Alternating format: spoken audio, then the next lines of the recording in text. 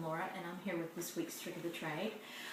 You may ask, why does she talk so much about supplement feeding? Well, I'm a big advocate of it. I love to supplement feed my babies so that they're nice and fat and full all the time, and so that my mothers are not dragged down too much from the nursing experience. They do still nurse the moms, but I just help out a few times a day. I want to show you today the different consistencies that I use, because you don't end up with the same that you start out with, the same formula. Or I don't anyway. This is what I recommend. First of all, I'm going to use KMR milk replacer. I prefer the one in the can, and you can get the KMR in the powder form. I prefer the can, but you can get the powder form also. The reason I like the can more is because the powder form is larger and usually lasts longer. And if you get any wetness in with the other powder that you leave behind, if you don't have a dry spoon that you're going in every single time, then you can leave wetness behind and it can grow bacteria in there. So I really like to start over with a fresh can. It's a little bit more expensive to go with the cans, but I feel better about that. So you're always going to shake the can up before you use it. Shake it really hard and then give it a minute to settle, then pop the top. And it's a good thing not to leave it in the can. You need to transfer it to something else then. So what I start out with is just the milk replacer. And that's for newborn babies. Only this, nothing added to it. When they become about 4 weeks old, I like to start, and I'm just going to switch it up here. I like to start adding a little bit of this Gerber rice cereal. And it says Gerber rice single grain cereal for baby. And you can find this in your baby section at stores, grocery store or Walmart or wherever. And I just add a little bit. It's just the bare minimal to start with, because you don't want to shock the little baby system. So I start out with this, mix it up, and it ends up being, let me see, the consistency probably of a real runny pudding. It's just enough in here to give it a little body. You see that? You can just barely tell that it's got something added to it. Or maybe like a thin gravy. It could look like that to you. Okay, so that's what I start off with after they've reached, I guess I start that maybe 3 weeks old.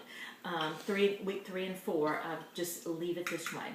Then when we reach 5, 6, 7 weeks old, then I add this milk first. Then I'll add the KMR replacer, and I'll show you the thickness that I prefer for that. Okay, it's going to be about double that consistency. You still want it to be liquidy, because otherwise you're going to have trouble getting them to drink it. They're going to say, what is going on here? Let me get it just like I want it, and then I'll show you that consistency. Okay, now this consistency may be a little bit closer to oatmeal or applesauce. And I'm going to bring that in so you can see this is about the way I like it to be. It's a little bit thicker. You can see that there's definitely substance to that. About like a baby's runny oatmeal, I guess is what it would be like. Okay, so that's the thickest that I ever get it, because if you get it too thick, it's just not going to be natural to them. They're only used to drinking liquids, and so it's not going to be natural for them. The other thing that you can do, I found this, it's KMR Second Step. Now, I've tried it, but I'm not 100% sold on it yet. You may be, and if you are, send me an email, let me know how you like it and how it's worked for you. But you can get this for kittens or puppies, whatever litter you're supplementing. And it has the vitamins and minerals in it, but I'm just not sure that I got that much more of a benefit from using that as opposed to my rice cereal. I still had the babies that did equally as well, even though I tried 1 liter one way, 1 liter another way. So if you've had some good results, let me know about that. I'd love to hear.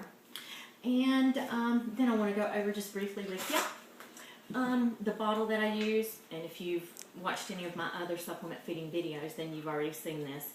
I use one, it's called Pet Ag. That's the brand name, P-E-T, and then A-G. You can find it at PetSmart, Petco, probably Kmart or Walmart as well. Okay, so what I do is I like to find these little funnels, little bitty funnels that'll fit in here, so I can easily pour the formulas into the bottle. And then of course it has a little nipple. I'm going to remind everybody again that these nipples do not come with holes in them, so be sure you make a hole in the end, maybe about the size of the head of a pin. That would be about right. You don't want to make it too little or they can't get much. It's too much effort on their part. So the other thing I want to tell you, be sure, folks, that you're heating your milk. Don't give newborn babies cold milk. You want to mix this and then just heat it, and then make sure, test it, you know, put a little bit on your wrist here. Make sure that it's not too hot because you don't want to burn the baby's mouths. You can do it in the microwave. I prefer doing it like fresh and heating it up on the stove if I have time, but many times I don't, and I do revert back to the microwave. The other thing, this is the way I store it. I prefer these cups right here, and they have the spouts and the pop closed lids. I like this idea because once you put the formula in here and you're refrigerating it, you can easily shake it up, and you want to do that every time because the cereal might settle in the bottom a little bit, so you want to shake it every time. And that's great because you can just pour out a little bit or a lot, whatever amount you need for the day or for that particular feeding. So I hope this helps you. It's helped me, and thank you for watching, and I hope you join us again. Have a good day.